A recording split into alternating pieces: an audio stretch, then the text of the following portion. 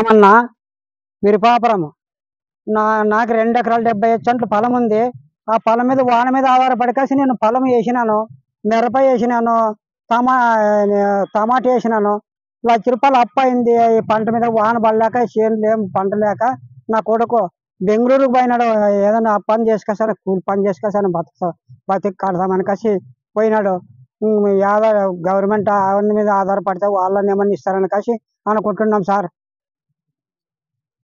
నా పేరు చిన్నరంగన్న. మా ఊరు విరుపాపురం గ్రామం. మాకు 14 ఎకరాలు నాకు పొలం ఉంది. దాంట్లో ఒక 3 ఎకరాలు అసలు వర్షం లేక విత్తనం వేయలేదు. ఈసారి వేసిన దానికన్నా పెట్టుబడి లేకుండా ఉంది. 11 ఎకరాలు విత్తనం వేసినాను. దాంట్లో పత్తి, మిరప, టమోటా అన్నీ వేసినాను. పంట అయితే సాధ్యమైనంత వరకు ఎప్పటిలాగా అంటే ఈసారి 70% అసలు వర్షమే లేదు. 70% నాకు పూర్తి పంటలకి పెట్టుబడి రావట్లేదు. ముఖ్యానికి మనుషులన్నా పోయి ఏదో వలస పోయి బతికి కానీ పశువులు అయితే అసలే పశువులకు మేత లేదు. నేను అయితే పెద్ద రైతే, కాకపోతే వర్షాలు లేక చాలా ఇబ్బందులు పడుతున్నాను.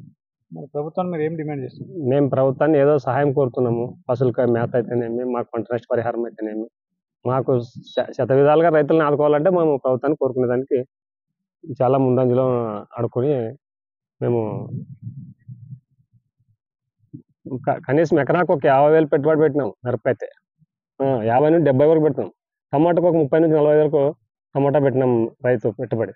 దానికి ప్రభుత్వం మాకు సహకారం చేసి దాని మీద అందించాలని రైతు కోరుకుంటున్నాం. మరిన్ని వీడియోస్ కోసం ఛానల్ ని సబ్స్క్రైబ్ చేయండి. లేటెస్ట్ అప్డేట్స్ కోసం వాట్సాప్ ఛానల్ ని ఫాలో చేయండి. అండ్ లింక్ డిస్క్రిప్షన్ లో ఉంది.